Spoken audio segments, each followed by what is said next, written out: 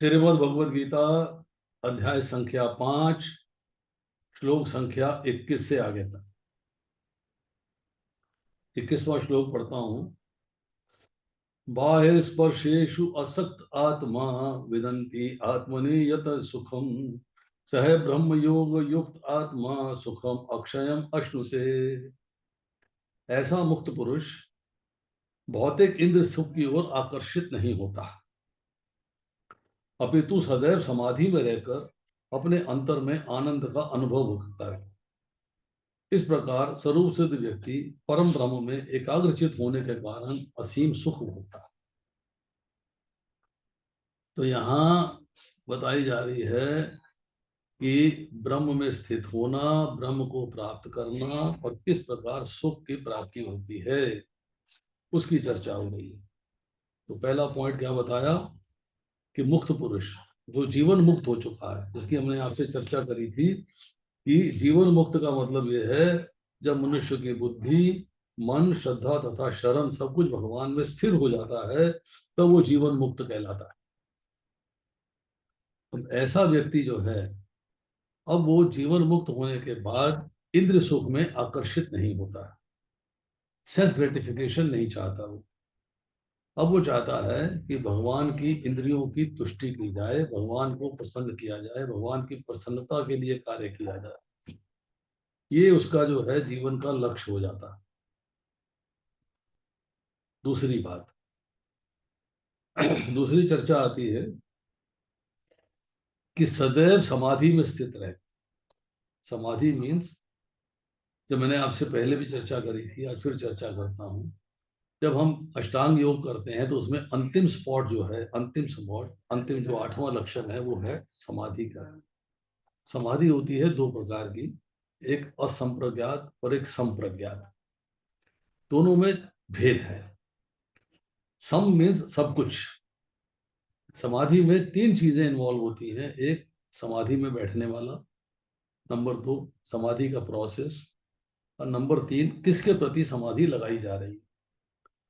अब भगवान के प्रति समाधि लगाते हैं तो एक प्रोसेस अडॉप्ट करते हैं। जो संप्रज्ञात समाधि वाला है उसको तीनों चीजों का भान है, तीनों चीजों का ज्ञान है उसको। परंतु जो असंप्रज्ञात है उसे ना अपना पता है, ना प्रोसेस का पता है, केवल जो ध्येय है, जो लक्ष्य है, जो टारगेट है, उसके बारे में पता है।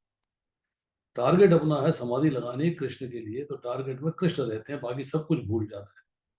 जैसे महाभारत में कथा आती है कि अर्जुन से जब पूछा गया कि तुम्हें पक्षी में क्या दिखाई दे रहा है, तीर चलाना है, तो बाकी सबने कहा हमें बहुत कुछ दिखाई दे रहा है, वृक्ष है, टहनियां है, पत्ते हैं, आकाश है, धरती है, तना है, बहुत कुछ दिखाई दे रहा है।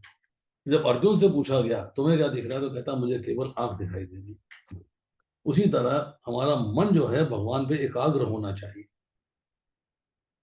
तब उसको जो है अपने अंदर में आनंद अनुभव होता है कि yes I am on the right track, मैं ठीक रास्ते जा रहा हूँ। इस प्रकार स्वरूप सिद्ध व्यक्ति परम ब्रह्म में एकाग्रचित होने के कारण असीम सुख भोगता है। मीन्स अब जो इंद्रिय तृप्ति की इच्छा ही नहीं है, उसमें उसको प्राप्ति हो या ना हो वो दुख ही नहीं होता है। दुख की परिभाषा कब होती है? जब आप सुख की कामना करते हो, सुख नहीं मिलता है, तब दुख होता है। तो वहां तो उसको जो है कुछ इंद्रिय भोग की, इंद्रिय तृप्ति की, संसारिक भोगों का आकर्षण ही नहीं है। भगवान के लिए कार्य करना है, जो कार्य हो जाता है बहुत बढ़िया होता है, करना भगवान के लिए है। तो उसको जो है उसमें एकाग्रचित है, कंसंट्रेशन उसकी भगवान में है, देन ही गेट्स हैप्पीनेस। तात्पर्य के बारे में कृष्ण भावनामृत के महान भक्त यमुनाचार्य ने कहा है, जब से मैं कृष्ण की दिव्य प्रेमा भक्ति में लगकर उसमें नित्य नवीन आनंद का अनुभव करने लगा हूं, तब से जब भी काम सुख के बारे में सोचता हूं तो इस विचार पर थूकता हूं, मेरे होंठ अरुचि से सिमट जाते हैं। कभी सोच भी आ जाती है तो रिजेक्ट कर देते हैं। प्राप्त करना तो अलग बात है, यू रिजेक्ट इट, आप उसको रिजेक्ट कर देते हैं। ब्रह्म योगी अथवा कृष्ण भावना भावित व्यक्ति भगवान की प्रेमा भक्ति में इतना अधिक लीन रहता है कि उसमें इंद्र सुख में उसकी तनिक भी रुचि नहीं रह जाती। भौतिकता की दृष्टि में काम सुख की सर्वोपरि आनंद है। काम सुख में मतलब कामना की पूर्ति का सुख। उसमें काम सुख की हम जब चर्चा करते हैं कई बार, तो हम स्त्री पुरुष के संबंध की चर्चा भी उसी में आती है, वो भी कामना है। पर दूसरी भौतिक कामनाएं हैं, वो भी हमें सुख प्राप्त देती हैं भौतिक संसार में रहने का, पर उसमें भी वो उसको रिजेक्ट कर देता है। सारा संसार उसी के वशीभूत है। भौतिकतावादी लोग तो इस प्रोत्साहन के बिना कोई कार्य नहीं कर सकते, किंतु कृष्ण भावनामृत में लीन व्यक्ति काम सुख के बिना ही उत्साहपूर्वक अपना कार्य करता रहता है। यही आत्म साक्षात्कार की कसौटी है। मतलब भौतिक संसार में सुख भोगने की कोई कामना नहीं करती, रिजेक्ट कर देता है सारी कामनाएं। आत्म साक्षात्कार तथा काम सुख कभी साथ साथ नहीं चलते। कृष्ण भावना भावित व्यक्ति जीवन मुक्त होने के कारण किसी प्रकार के इंद्र सुख द्वारा आकर्षित नहीं होता। जीवन मुक्त का हमने आपको बताया था, डिजायरलेस, विहाय कामान ये समान प्रमाण श्रुति निष्प्रह, ये बिकम्स डिजायरलेस। तो उसके अंदर जो है काम सुख, कामना की सुख प्राप्त करना है ही नहीं, इसीलिए जो है वो जीवन मुक्त है और आनंद में रहता है। अब इसके अंदर जो है जो चर्चा हो रही है, समराइज करते हैं इसको, कि भगवान में अपनी स्वाभाविक स्थिति का अनुभव कैसे होता है। डिवोटी को कोई अट्रैक्शन नहीं होता है मटेरियल सेंस ग्रेटिफिकेशन से, बिकॉज वो कृष्ण के साथ अपने रिलेशनशिप को एंजॉय करता है। व्यक्ति जो है सेक्स को कैसे अवॉइड करता है, सेक्स के प्लेजर को कैसे अवॉइड करता है, ये उसका टेस्ट है स्पिरिचुअल रियलाइजेशन का, कि वो स्पिरिचुअली कितना एडवांस हो चुका। यहाँ जो बाह्य स्पर्श की चर्चा हो रही है, बाह्य स्पर्शेषु असक्तात्मा, बाह्य स्पर्श का मतलब है शब्द, स्पर्श, रूप, रस, गंध, इंद्रियों के विषय हैं। इन विषयों में व्यक्ति का आसक्त नहीं होना, तो बाह्य स्पर्श से छुटकारा हो गया। इसमें स्टेप्स हैं। पहला स्टेप है कि बाहर के भोगों का सुख केवल आभास है सुख का, एक इंडिकेशन है बस।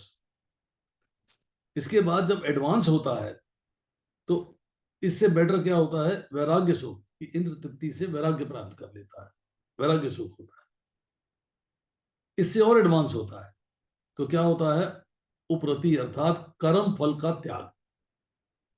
वो कर्म करता है कोई, बाई चांस उसने कोई ऐसा कर्म कर दिया है जो उसके भौतिक इंद्रियों के आनंद के लिए था, तो उसको त्याग देता है, उसका फल नहीं भोगता, उसको त्याग देता। अब आती चौथा, भगवान के ध्यान में अटल स्थिति, अनन्य चेता, चिंतन में केवल भगवान है, भगवान के ध्यान में अहम स्थिति, अटल स्थिति, ये कर्म फल के त्याग से भी बेटर है। और इसके बाद पांचवा पॉइंट आता है, ये जो सुख मिलेगा ये आत्मा में स्थित आनंद को प्राप्त करना, मतलब ब्रह्म योग युक्त आत्मा, ब्रह्म योग के साथ आप जो है युक्त हो गए। तो शब्द आया दूसरी लाइन में, ब्रह्म योग युक्त आत्मा। प्रभुपाद जी इसके शब्दों के अर्थ में लिखते हैं, ब्रह्म में एकाग्रता द्वारा युक्त आत्मा, आत्मा युक्त या समाहित, सुखम सुख, अक्षयम असीम, अश्नुते भोक्ता है। ये जो चर्चा हम करेंगे छठे अध्याय के 21वें श्लोक में, अत्यांतिक सुख, यही सुख है। अत्यंत सुख छठे अध्याय के 28वें श्लोक में, वो भी इसी सुख डिनोट करता है। और 14वें अध्याय के 27वें श्लोक में एकांतिक सुख, उसका भी अर्थ यही है। अब करते हैं श्लोक संख्या 22।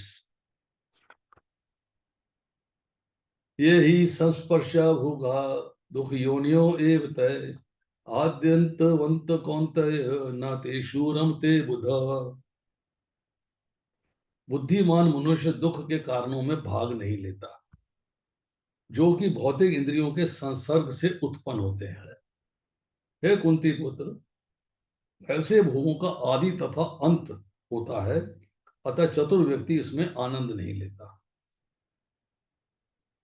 संस्पर्शजा, रूपा लिखते हैं भौतिक इंद्रियों के स्पर्श से उत्पन्न। दूसरे अध्याय के 14वें श्लोक में चर्चा आती है, मात्र स्पर्शात कौंताय शीत उष्ण सुख दुखदा आगम अपायनी अनित्या तांत तिक्षव भारत। कि ये सुख और दुख सर्दी और गर्मी के आने जाने के समान ही सीमित और क्षण भंगुर हैं। ये इंद्रिय बोध से उत्पन्न होते हैं। इसलिए हे अर्जुन, इनसे विचलित हुए बिना रहने का अभ्यास कर। भौतिक इंद्रिय सुख उन इंद्रियों के स्पर्श से उद्भूत है जो नाशवान है। तो भौतिक सुख भी नाशवान है, जो उसका इफेक्ट आता है, क्योंकि शरीर स्वयं नाशवान है। मुक्त आत्मा किसी नाशवान वस्तु में रुचि नहीं रखता, क्योंकि वो जीवन मुक्त हो चुका है। वो किसी नाशवान वस्तु में रुचि नहीं रखता। दिव्य आनंद के सुखों से भली भांति अवगत वह भला मिथ्या सुख के लिए क्यों सहमत होगा। जब उसे दिव्य सुख और दिव्य आनंद की प्राप्ति का मार्ग पता लग गया, तो वो टेम्पररी सुख के पीछे पागल क्यों होगा। तो यहाँ जो है पद्म पुराण से उल्लेख आता है कि रमन्ते योगिनो अनंते सत्यानंदे चिदात्मनि इति राम पदे नासो परम ब्रह्म भी देते। योगी जन परम सत्य में रमन करते हुए अनंत दिव्य सुख प्राप्त करते हैं। इसलिए परम सत्य को राम भी कहा जाता। परम सत्य में आनंद लेते, रमन करने का मतलब होता है आनंद लेना, उसमें रहना। उसमें उनको दिव्य सुख की प्राप्ति होती है। भागवत 5.5.1 में कहा गया है, नायम देहो देहभाजामृलोके कष्टान कामन हरते विद्भुजाते तपो दिव्यम पुत्र का ये न सत्वम शुद्धेत यस्मात् ब्रह्म सौख्यतमंतम। हे पुत्रो, इस मनुष्य योनि में इंद्र सुख के लिए अधिक श्रम करना व्यर्थ है। ऐसा सुख तो शुक्रों को भी प्राप्त है। इसकी अपेक्षा तुम्हें इस जीवन में तप करना चाहिए, जिससे तुम्हारा जीवन पवित्र हो जाए और तुम असीम दिव्य सुख प्राप्त कर सको। तो लक्ष्य क्या हुआ?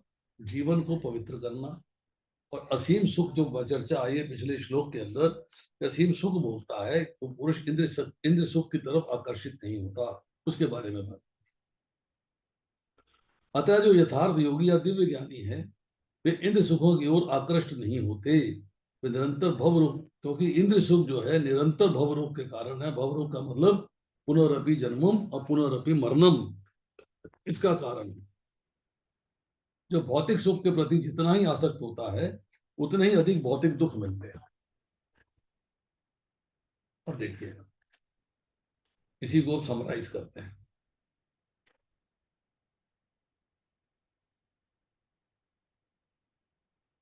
अतः चतुर व्यक्ति उसमें आनंद नहीं लेता। चतुरता चाहिए। चतुरता क्या है? व्यक्ति का विवेकशील हो जाना, आर्ट ऑफ डिस्क्रिमिनेशन यूज करना। विषयों से विरक्ति कैसे हो, इसकी चर्चा इस श्लोक में है। व्यक्ति जो है अपनी इंद्र तृप्ति के लिए क्यों कार्य करे? क्योंकि ये उसको जो है पुनः जीवन दिलवाएंगे, पुनः शरीर प्राप्त होगा। तो इंद्र विषयों से उत्पन्न होने वाले जितने भी भोग हैं, सभी अपने परिणाम में, रिजल्ट में दुख पैदा करने वाले हैं। और आदि अंत वाले मतलब अनित्य हैं। शुरुआत भी होती है उनकी और अंत भी होता है उनका। और विवेकी पुरुष जो है इन सब बातों में अनुरक्त नहीं होता, इंटरेस्ट नहीं लेता। भोग केवल दुख का हेतु है, अर्थात दुख का कारण। एग्जाम्पल, एक पतंगा है, लौ देखता है, तो उसको ज्ञान है, उसको ज्ञान नहीं है, तो लौ को सुख का कारण समझ लेता है, उड़ उड़ कर जाता है और भयानक ताप को सहता है और जल जाता है। सिमिलरली मनुष्य भोगों के सुख का कारण समझ के, भोगों को सुख का कारण समझ के आसक्त हो जाता है, भोगने लग जाता है। आसक्ति होती है, कामना होती है, क्रोध होता है, मोह होता है, स्मरण शक्ति का विभ्रम होता है, बुद्धि का नाश हो जाता है, फिर भवकूप में गिर जाता है। दूसरा अध्याय 62 और 63। दूसरे अध्याय के 14वें श्लोक में हमने पढ़ा है कि भोग जो हैं आदि और अंत वाले हैं, सीमित और क्षण भंगुर है। अब पतंजलि का योग दर्शन जो है उसमें थोड़ी सी चर्चा आती है दुख के बारे में। 3 प्रकार के दुख बताते हैं वहां पर।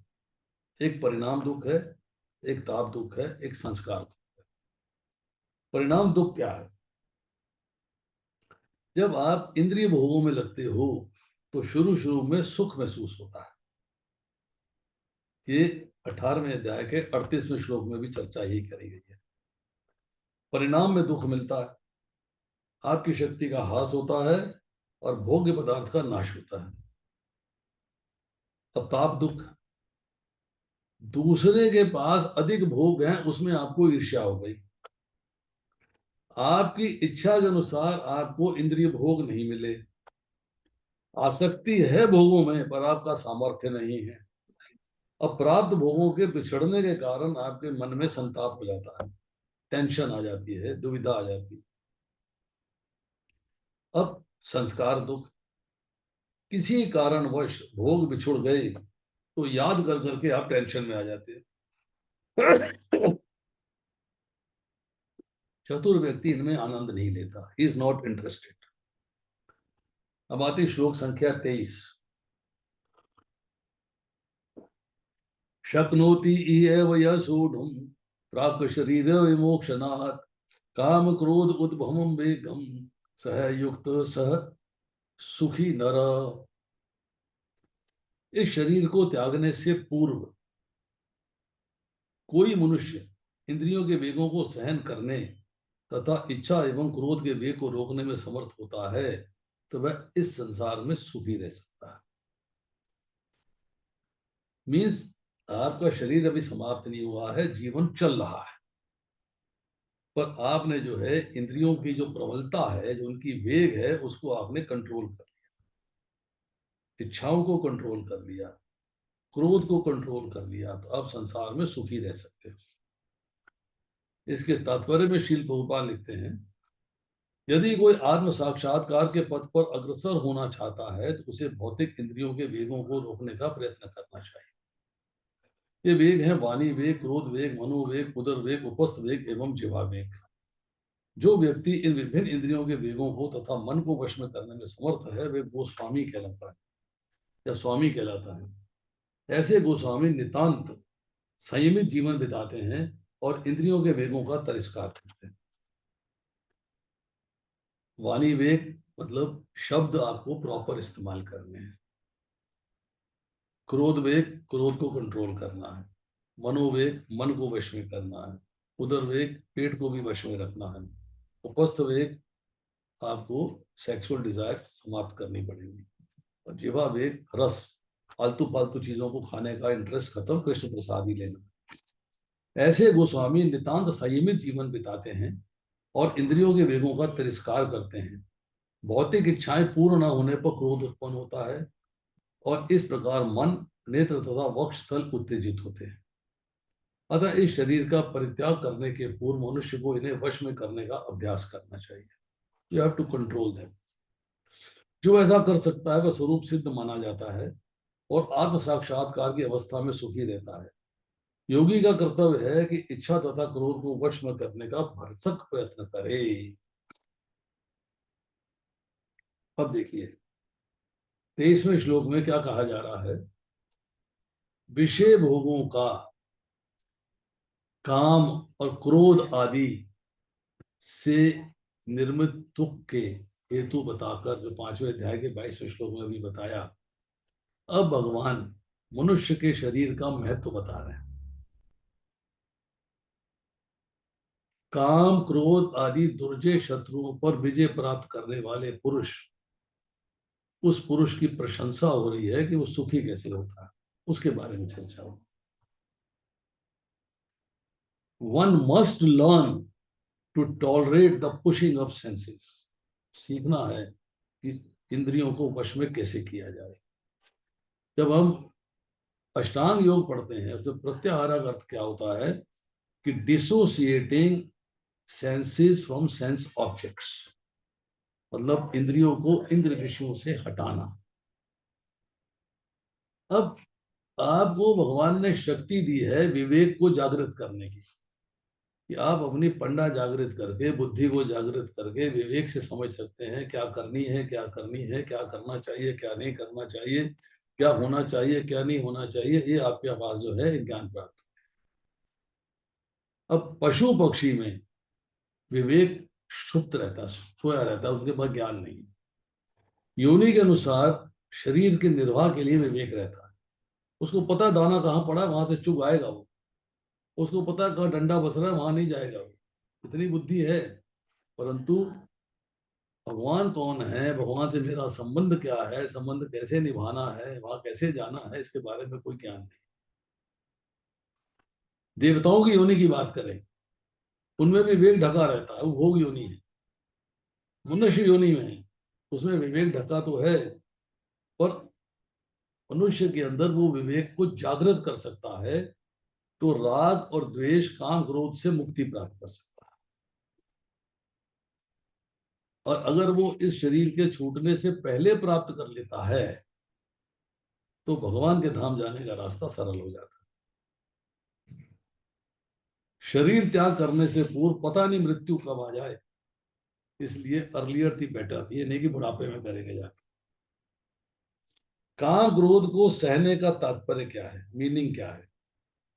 कि वेग को उत्पन्न ही नहीं होने देना। काम और क्रोध का संकल्प होने के बाद वेग आता है, और वेग आने के बाद रोकना कठिन है। तो संकल्प ही ना होने दें, उसको डेवलप ही ना होने दें, वो लेवल लेके आना। अब हाउ टू अवॉइड? काम और क्रोध जो है शरीर को होता है, आत्मा को नहीं। सो आपको बॉडी और सोल का डिफरेंस अंडरस्टैंड करना है। ज्ञान ढका है, आप जंतु के समान हैं। अज्ञान जागृत हो गया है, आप नर है, मतलब आप मनुष्य के समान। अब आती है श्लोक संख्या 24। यह अंत सुख है अंताराम, तथा अंत ज्योति एव यह, स योगी ब्रह्म निर्वाणम ब्रह्म भूतादिगच्छति। जो अंतःकरण में सुख का अनुभव करता है, जो कर्मठ है और अंतःकरण में ही रमन करता है, जिसका लक्ष्य अंतर्मुखी होता है, वे सचमुच पूर्ण योगी है। वह परम ब्रह्म में मुक्ति पाता है और अंतर्भूत ब्रह्म को प्राप्त होता है। यहाँ चर्चा हो रही है कि जो पुरुष परम ब्रह्म को प्राप्त हो गए हैं, उन पुरुषों के लक्षण 24वें और 25वें श्लोक में बताए गए। जो अंतःकरण में सुख का अनुभव करता है, मतलब आप अपने आप को हैप्पी महसूस करते हो हर वक्त।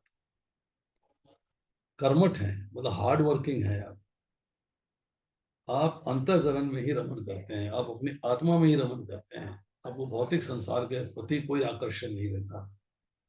आपका लक्ष्य उस आत्मा में आनंद लेने का है और परमात्मा में आनंद लेने का। ऐसा व्यक्ति सचमुच में पूर्ण योगी है। उसने 100% जो है भगवान के साथ संबंध को कायम कर लिया। यह परम ब्रह्म में मुक्ति पाता है, अंततः ब्रह्म को प्राप्त होता है, अर्थात भगवान को प्राप्त होता है। तात्पर्य में लिखते हैं, जब तक मनुष्य अपने अंतःकरण में सुख का अनुभव नहीं करता, तब तक बाह्य सुख को प्राप्त होने वाली बाह्य क्रियाओं से वो कैसे छूट सकता है। बाहरी क्रियाएं हैं जो हम भौतिक संसार को भोगने की क्रियाएं हैं। मुक्त पुरुष वास्तविक अनुभव द्वारा सुख प्राप्त करता है। वास्तविक अनुभव क्या है? कि मैं शरीर नहीं आत्मा हूं, और मेरा भगवान के साथ संबंध है, और मुझे भगवान की सेवा में लगना है। अतः वह किसी भी स्थान में मौन भाव से बैठकर अंतःकरण में जीवन के कार्यकलापों का आनंद लेता है। ऐसा मुक्त पुरुष कभी बाह्य भौतिक सुख की कामना नहीं करता। यह अवस्था ब्रह्मभूत कहलाती है, जिसे प्राप्त करने पर भगवत धाम जाना निश्चित है। ब्रह्मभूत प्रसन्नात्मा न शोचंती न कांचती। ये ब्रह्मभूत अवस्था है। अब आपको जो है भगवत धाम जाना आपका पक्का है। अब देखिए, जो व्यक्ति को बाहरी संबंध है भौतिक संसार के साथ, उससे जो सुख प्राप्त होते हैं, उस अनर्थ का वर्णन किया जा रहा है। सांख्य योगी, ज्ञान योगी की अंतिम स्थिति का फल, उसकी चर्चा हो रही है। फल क्या है? सुख की महिमा, उसका वर्णन होगा। जब व्यक्ति अंतर्मन में आनंद महसूस करता है, प्रसन्नता महसूस करता है, कोई भी सर्कमस्टांसेस हो, सिचुएशन अनुकूल हो या सिचुएशन प्रतिकूल हो, ही हैज रीच्ड ब्रह्मभूत स्टेज। तो ब्रह्मभूत स्टेज को प्राप्त हुआ अंत सुख। वह साधक जिसको प्रकृति से उत्पन्न बाह्य पदार्थों में सुख प्राप्त नहीं होता, मटेरियल एनर्जी से, मटेरियल संसार से, भौतिक संसार से सुख प्राप्त नहीं होता, उसको केवल भगवान में ही सुख मिलता है। वो एक्चुअल अंत सुख है। मीन्स सुख को स्वयं से दुख नहीं होता है, स्वयं को स्वयं से रुचि नहीं होती है, यही अंत सुख। इंपॉर्टेंट लाइन है। स्वयं को स्वयं से, आत्मा को आत्मा से दुख नहीं होता, दुख होता है भौतिक संसार से। तो अपनी आत्मा के बारे में समझना, अपनी आत्मा के बारे में कार्य करना, आत्मा में आनंद लेना, आत्मा में रमन करना, इसमें अरुचि नहीं होती, यही आनंद की स्थिति है। साधक जो भोगों में रमन नहीं करता, केवल भगवान में ही रमन करता है, उसे अंत आराम कहा जाता है। अंत ज्योति, सब प्रकार के ज्ञान का सोर्स, आधार भगवान है, ज्ञान वहीं से आता है। साधक का ज्ञान हर समय जागृत रहता है, और भगवान समस्त ज्योतियों की भी परम ज्योति है, समस्त ज्ञान के परम ज्ञान है। और ब्रह्मभूत का मतलब है, सांख्य योग का साधन करने वाला जो योगी होता है, वो अहंकार, ममता, काम, क्रोध आदि समस्त अवगुणों का त्याग करके निरंतर भगवान का चिंतन करता है, अब ब्रह्म रूप हो जाता है। और ब्रह्म निर्माणम का अर्थ है परम ब्रह्म से मुक्ति। अब ब्रह्म में ही, परम ब्रह्म में मुक्ति, अर्थात ब्रह्म ही होकर ब्रह्म को प्राप्त हो लेता है। बृहद आरण्यक उपनिषद 4.4.6 प्रमेव सम ब्रह्माप्यति। अब हम इसका अगला श्लोक करते हैं, 25वां। अलवंते परम निर्वाणम ऋषयशीन कल्पशा छिन्न द्वैधा यतात्मना सर्वभूत हिते रता। जो लोग संशय से उत्पन्न होने वाले द्वैत से परे हैं, जिनके मन आत्म साक्षात्कार में लीन है, जो समस्त जीवों के कल्याण कार्य करने में सदैव व्यस्त रहते हैं, और जो समस्त पापों से रहित हैं, ये ब्रह्म निर्वाण मुक्ति को प्राप्त करते हैं। मतलब अब आप भगवान के पास जाके मुक्ति प्राप्त करनी है, तो उसकी टर्म्स एंड कंडीशंस बता दी, डाउट्स नहीं होने चाहिए। लाभ होगा या हानि होगी, शोक होगा या हर्ष होगा, जय होगी या पराजय होगी, सुख होगा या दुख होगा, कोई चिंता नहीं। मन जो है वो आपका आत्म साक्षात्कार, मतलब अपने और भगवान के संबंध के बारे में लीन है,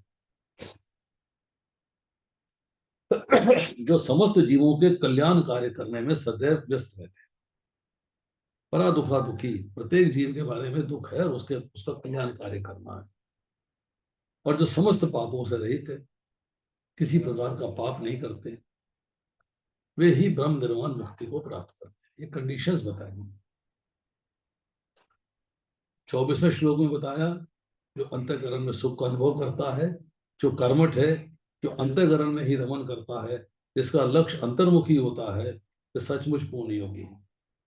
अब यहाँ तात्पर्य में लिखते हैं श्रील प्रभुपाद, केवल यही व्यक्ति सभी जीवों के कल्याण कार्यों में रत कहा जाएगा, जो पूर्णतः कृष्ण भावना भावित है। जब व्यक्ति को यह वास्तविक ज्ञान हो जाता है कि कृष्ण ही सभी वस्तुओं के उद्गम है, तब वह जब कर्म करता है तो सबों को हित में ध्यान रख करता है। भगवान सबके हृदय में उपस्थित हैं, सूर्य सर्वभूता नाम हर एक के हितैषी है। जब आप भगवान को फॉलो करते हो, तो आपको भी हितैषी होना पड़ेगा सबका, आप किसी से वैर नहीं रख सकते। परम भोक्ता, परम नियंता, परम सखा कृष्ण को भूल जाना मानवता के क्लेशों का कारण है।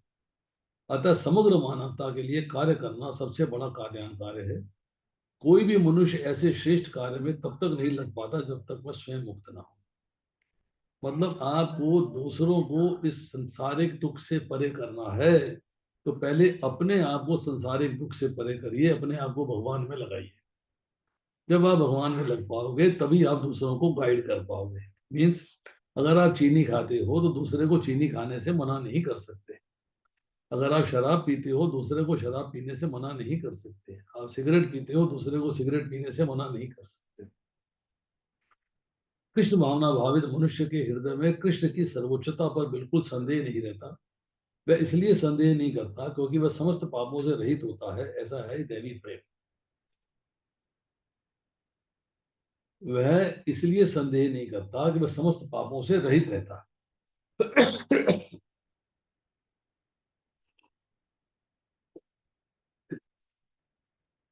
जो व्यक्ति मानव समाज का भौतिक कल्याण करने में ही व्यस्त रहता है, वह वास्तव में किसी की भी सहायता नहीं कर सकता। जो व्यक्ति मानव समाज का भौतिक कल्याण करने में व्यस्त रहता है, वह वास्तव में किसी की सहायता नहीं कर सकता। इसका अर्थ क्या है? आप फिलंथ्रोपिक एक्टिविटी करते हो, धर्मशाला बनवा दी, अंध महाविद्यालय बना दिया, भंडारा लगवा दिया, अस्पताल खुलवा दिया, आपने बहुत सारे काम। तब आप किसी की सहायता जन्म मृत्यु के चक्र से बाहर निकालने में कैसे कर सकते हो? इसमें आपको मुझे याद कराइएगा, स्टोरी सुनाऊंगा।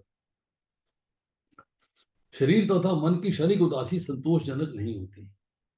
जीवन संघर्ष में कठिनाइयों का वास्तविक कारण मनुष्य द्वारा परमेश्वर से अपने संबंध की विस्मृति में ढूंढा जा सकता है। जब मनुष्य कृष्ण के साथ अपने संबंध के प्रति पूर्णतया सचेत रहता है, तो वास्तव में मुक्त आत्मा होता है, भले ही भौतिक शरीर के जाल में फंसा। जीवन मुक्त की बात आ गई कि भगवान के साथ अपने संबंध के प्रति सचेत होना, मतलब उसके पूरे रूप से निभाना, तब आप जो है मुक्त आत्मा होते हैं। एक कृष्णा कॉन्शियस पर्सन को कोई संशय नहीं है, कोई डाउट नहीं है, ये कृष्ण ही सुप्रीम है। ये एक दिव्य प्रेम की स्थिति है। तो ऐसा व्यक्ति जो है वो दूसरों की वेलफेयर के लिए कार्य करता है। तो वेलफेयर क्या है? कि उनको ज्ञान देके भक्ति के मार्ग पे लगा के जीवन मृत्यु के चक्र से बाहर निकालने का रास्ता बताना। जो पुरुष ब्रह्म ब्रह्म को प्राप्त हो चुके हैं, उन पुरुषों के लक्षण इन 2 श्लोकों में बताए गए, 24वें और 25वें। 24 में बताया गया सांख्य योग की साधना अर्थात निवृत्ति पूर्वक, और 25 में बताया सांख्य योग की साधना प्रवृत्ति पूर्वक। निवृत्ति पूर्वक मतलब बातें छोड़नी है, यहाँ क्या बताया, कार्य करने हैं। एक शब्द इस्तेमाल हुआ है, क्षीण कल्मषा। इसका अर्थ क्या है? क्षीण कल्मषा के बारे में प्रभुपाद लिखते हैं, समस्त पापों से रहित। अब प्रकृति के साथ हमारा संबंध जो है माना हुआ है, ये हमारी गंदगी है, कल्मश। यही पाप दोष विकारों का कारण है। जब साधक जो है अपने को शरीर से अलग कर लेता, अपने मीन्स स्वयं, स्वयं मीन्स आत्मा, आत्मा को शरीर से अलग कर लेता है और भगवान का साक्षात्कार कर लेता है, तो वह कल्मश का नाश हो जाता है, गंदगी सारी हृदय से निकल जाती है। छिन्न द्वैधा, छिन्न द्वैधा का अर्थ जो है प्रभुपाद बता रहे, निवृत्त होकर द्वैत से। द्वैत का मतलब होता है संशय है, दुविधा का कारण है अज्ञान। जब तक आपने तत्व की प्राप्ति का निश्चय नहीं होता, भगवान के स्वरूप का ज्ञान होने पर संपूर्ण संशय अपने कारण सहित नष्ट हो जाते हैं। जब आप भगवान के बारे में जान लेते हो, भगवान के बारे में डिटेल्स का पता लग जाता है, तब आपके सारे संशय, सारे डाउट्स जो हैं वो सब समाप्त हो जाते हैं। तो साधन जो है उसमें साधक में कोई विकार नहीं रहता, वो निर्विकार हो जाता है। यत आत्मना, यत आत्मना का अर्थ लिखा है आत्म साक्षात्कार में निरत। मतलब ऐसा व्यक्ति जिसका मन उसके वश में है, चंचलता आदि दोषों से रहित होकर भगवान में स्थित हो गया है, फिक्स हो गया। सर्वभूतो हिते रता, भगवान का ज्ञान हो जाने के बाद सब प्राणियों के प्रति प्रीति, सबके हित में लग जाता है। और ऋषि ऋष ज्ञान यथार्थ तत्व को भली भांति समझने वाला। तो ये हमने जो है कि ये श्लोक संख्या 26 है, और देखते हैं कर पाएंगे नहीं कर पाएंगे। 24वें श्लोक में एक चीज पूछनी है। ये 26वां, 27वां और 28वां और 29वां ये अगली बार करेंगे। बताइए। तो ये 24वें श्लोक में जो लाइन है वह किसी भी स्थान में मौन भाव से बैठकर अंतःकरण में जीवन के कार्यकलापों का आनंद लेता है। तो जीवन के कौन से कार्यकलापों की बात हो रही है? कौन सा श्लोक है ये? 24वां। 24। हाँ जी। अतः वह किसी भी स्थान में मौन भाव से रहकर अंतःकरण में जीवन में कार्यकलापों का आनंद लेता है। किसके बारे में चर्चा हो रही है? For whom we are talking, बताइए। मुक्त मुक्त पुरुष के बारे में चर्चा हो रही है। तो मुक्त पुरुष जो है भगवान के लिए कार्य करता, अपने लिए तो करता ही नहीं। तो जब अपने बारे में सोचता है, इंद्र तृप्ति के लिए कार्य नहीं करता है, तो अंतःकरण में जो कार्य उसके उसने किए हैं भगवान के प्रति, उसमें आनंद ले रहा है।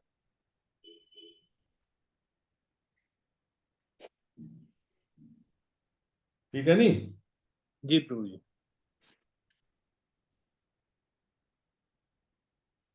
और हरे बताइए। कृष्णा प्रभु जी। यस। प्रभु जी 25वें श्लोक को बताते हुए आप कह रहे थे एक कहानी याद दिलाना, वो बताता हूँ, तो क्या कहानी बताना चाह रहे थे?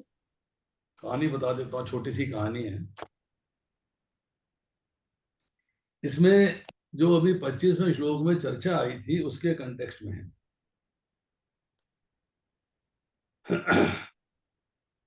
कंटेक्स्ट क्या है? जो व्यक्ति मानव समाज का भौतिक कल्याण करने में व्यस्त रहता है, वह वास्तव में किसी की भी सहायता नहीं कर सकता। एक बात। दूसरी बात, केवल यही व्यक्ति सभी जीवों के कल्याण कार्य में रत कहा जाएगा जो पूर्णतः कृष्ण भावना भावित है, सभी जीवों के कल्याण कार्य में लगा हुआ। एक व्यक्ति जो है सड़क पे चला जा रहा है, उसे एक कोई 3 साल का बच्चा वहां पे रोता हुआ बैठा हुआ मिल जाता है। देखता है कि इसके आसपास इसके माता पिता नहीं है, बच्चा रोए जा रहा है, और बच्चे से पूछता है, बेटा क्या नाम है तेरा? बोला पप्पू। कहाँ रहते हो? वहां। मम्मी का क्या नाम है? मम्मी। पापा का क्या नाम है? पापा। रो रहा है, ना घर का पता है, ना मम्मी का पता है, ना पापा का पता है। तो सोचता है व्यक्ति कि इसको जो है भूख लगी होगी बच्चे को, चलो इसको कुछ खाना खिला देते हैं। वो दूध ले आता है, बिस्किट ले आता है, बच्चे को थोड़ा देता है, बच्चा खाता है, खुश हो जाता है। उसके बाद दूध की बोतल साइड में रख देता है, बिस्किट भी साइड में रख देता है, और थोड़ी देर के बाद फिर रोना शुरू कर देता है। मुश्किल हो गया। एक दूसरा व्यक्ति आता है, घूमता हुआ, देखता है बच्चा है रो रहा है, इसके पास दूध भी रखा हुआ है, बिस्किट भी रखे हुए हैं। उससे पूछता है, बेटा क्या नाम है? पप्पू। कहाँ रहते हो? वहां। पापा का नाम? पापा। मम्मी का नाम? मम्मी। अरे इसको हुआ क्या है? कौन है बच्चा? हो सकता है इसके कहीं दूध वूध पिया है, आधा पिया आधा छोड़ दिया, पेट में दर्द हो गई हो, कोई तकलीफ हो गई हो, चलो इसको डॉक्टर से दवा दिलवा देते हैं। वो डॉक्टर से दवा ला के उसको एक खुराक मिलाता है, बच्चे को कुछ मीठी मीठी दवाई मिलती है, उसको लगता है बड़ी अच्छी चीज है, तो बच्चा चुप कर जाता है, रोना बंद कर। उसके बाद वक्त, अच्छा बच्चा रोना बंद कर दिया, चलो मैं चलता हूँ, बंदा चला गया, बच्चा शांत हो गया। थोड़ी देर के बाद फिर रोना शुरू कर दिया। अच्छा। एक व्यक्ति और आया, बोला कि बच्चा रो रहा है, दवाई की शीशी भी पड़ी हुई है, दूध भी पड़ा हुआ है, बिस्किट भी पड़ा हुआ है, कुछ गड़बड़ है। वो उससे पूछता है, तुम्हारा नाम? बोला पप्पू। कहाँ रहते हो? वहां। माता का नाम?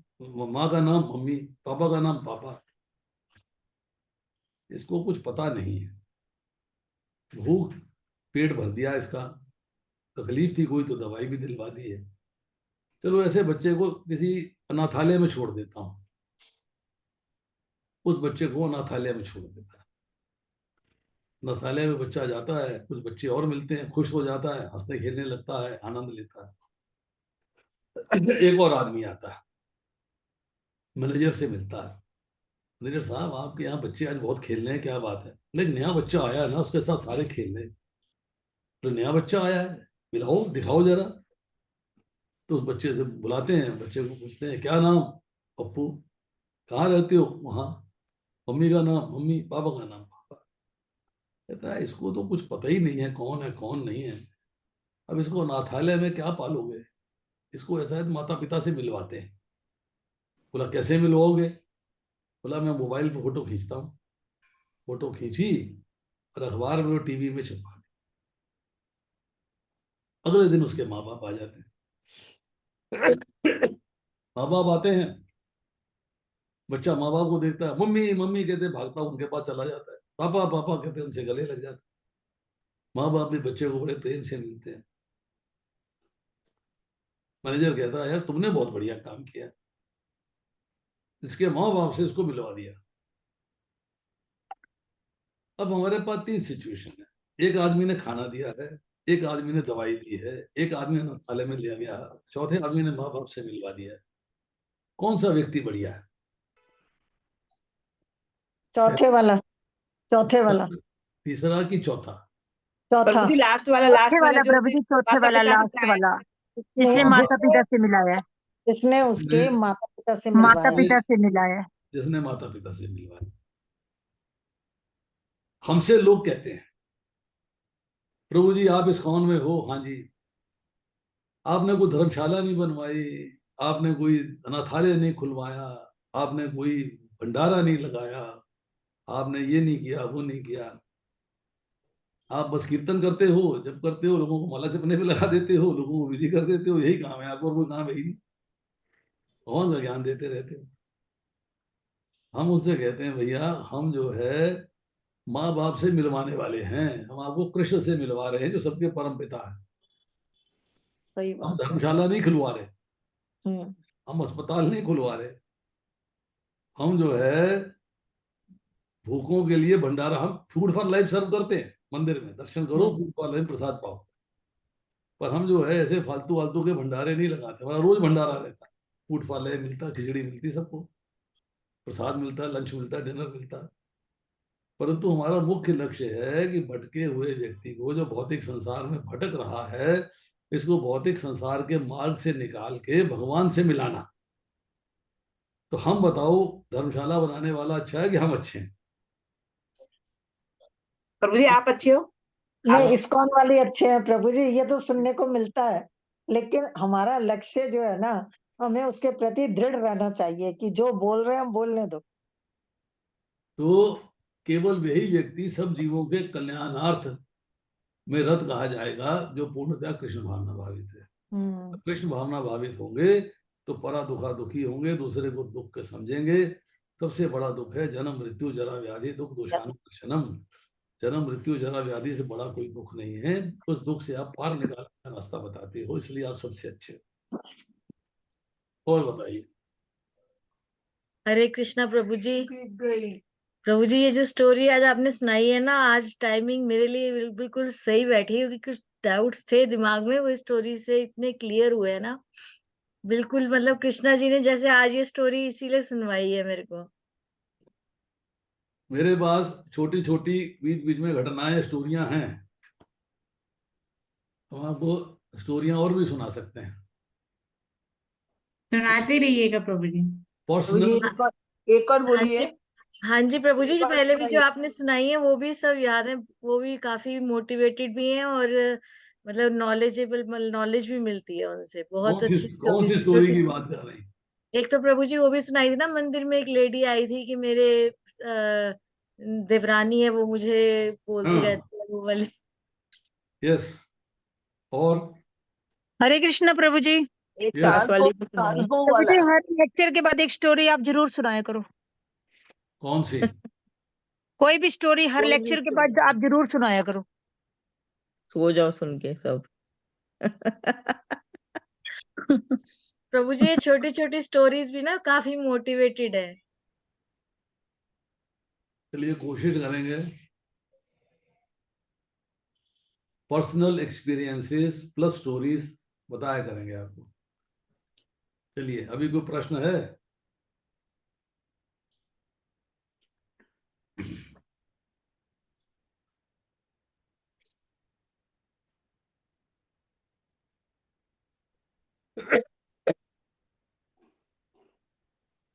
हरे कृष्णा प्रभु जी। यस, हलालनी माता जी बताओ। प्रभु जी मेरा ना भागवत से वो है रिलेटिव कोई क्वेश्चन। आज ना भागवत क्लास हुई थी प्रभु जी, उसके अंदर बता रहे थे, ब्रह्मा जी के बारे में बता रहे थे। ब्रह्मा जी ऐसे गर्भोदशाई विष्णु के उसमें नाभि में से निकले हैं। तो उन्होंने फिर वो क्या कहते हैं, उन्हें कोई नहीं दिखा, तो फिर वो अंदर बाहर होते रहे, लाखों करोड़ों जन्म वो बरसों तक वो। तो प्रभु जी ये जैसे बहुत सारे ब्रह्मांड है, बहुत सारे ब्रह्मा जी हैं, तो फिर क्या कहते हैं, ये हर बार ऐसे ही होता है इनके साथ, कि पहले वाले ब्रह्मा जी के साथ हुआ है ऐसा? नहीं, तो ब्रह्मा जी का प्राकट्य जो है जब भी होगा तो कहाँ से होगा? नाभि में से होता है ना प्रभु जी। बहुत सीधी सी बात है। तो फिर हर बार ऐसे ही वो क्या कहते हैं, अंदर बाहर लाखों करोड़ों जन्म, फिर तप करेंगे, फिर वो होएगा, हर एक ऐसे ही होता है हर बार। नहीं, आपके लाखों करोड़ों जन्म बीत गए बात अलग है, आप धाम चले गए बात अलग है। इसका ब्रह्मा जी की लाइफ से कोई कंसर्न थोड़ा है। ब्रह्मा जी जो है हजारों साल घूम रहे हैं उसी डंडी में। कमल के डंडे के अंदर, कि मैं कौन हूँ, कहाँ से आया, मुझे कहाँ जाना है, मुझे हो क्या रहा है, व्हाट इज हैपनिंग।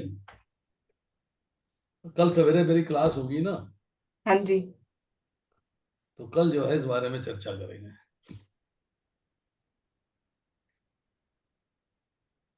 ठीक है प्रभु जी।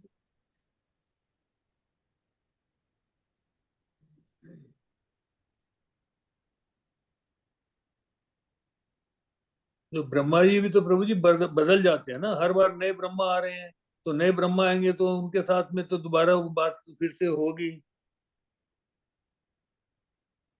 नहीं नहीं, आप क्या कह रहे हो, मैं समझा नहीं। मैं कह रहा हूँ कि हर जब भी ब्रह्मा का प्राकट्य होता है तो एक नए ब्रह्मा आते हैं। तो जब वो नए ब्रह्मा होंगे तो उनके लिए तो नया ही अनुभव होगा ना, वो सारी जो खोज कर रहे हैं नाल में भगवान की खोज कर रहे हैं, तो उनके लिए तो नया ही अनुभव है हर ब्रह्मा के लिए। देखिए, ब्रह्मा जी नए आते हैं 100 साल पूरे होने पर, ठीक है।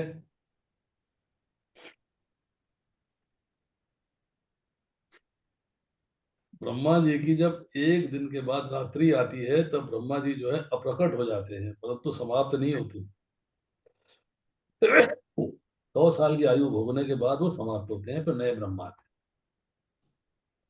तो एक रात्रि के एक दिन के बाद तो नाल से दोबारा तो नहीं निकलते हैं ना वो।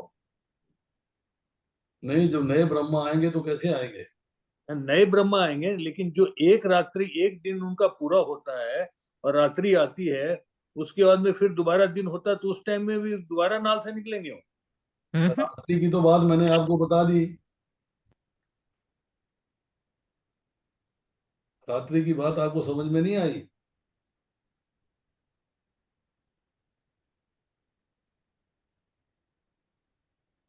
रात्रि के अंदर ब्रह्मलोक जब भगवान की रात्रि होती है तो ब्रह्मलोक एग्जिस्ट करता है, ब्रह्मा जी प्रेजेंट है वहां। हाँ जी। ऊपर के 3 लोग जो है, पृथ्वी के ऊपर के 3 लोग गायब होते हैं, बाकी ऊपर 3 लोग बने रहते हैं ऊपर। परंतु जब भगवान भगवान की तो जब ब्रह्मा जी के 100 वर्ष पूरे हो जाते हैं, हाँ जी। ब्रह्मा जी जो है वैनिश हो जाते हैं, समाप्त हो जाते हैं। फिर उनको जो है दोबारा से जन्म लेना पड़ता है। हाँ, वो माता जी का वही तो प्रश्न था कि वो जब नाल से प्रकट होते हैं अलग अलग लोकों में, अलग अलग ब्रह्मांडों में, तो अलग अलग ब्रह्मांडों में तो अलग अलग ब्रह्मा है, तो अलग अलग ब्रह्मा है तो उनका वो सभी को तो नाल से निकल करके अनुभव लेना पड़ेगा। तो वो तो उनको प्रकट होना उनका तरीका बताया, वैसे ही प्रकट होंगे वो। हाँ जी, हाँ जी, वही वही वही कह रहा हूँ कभी।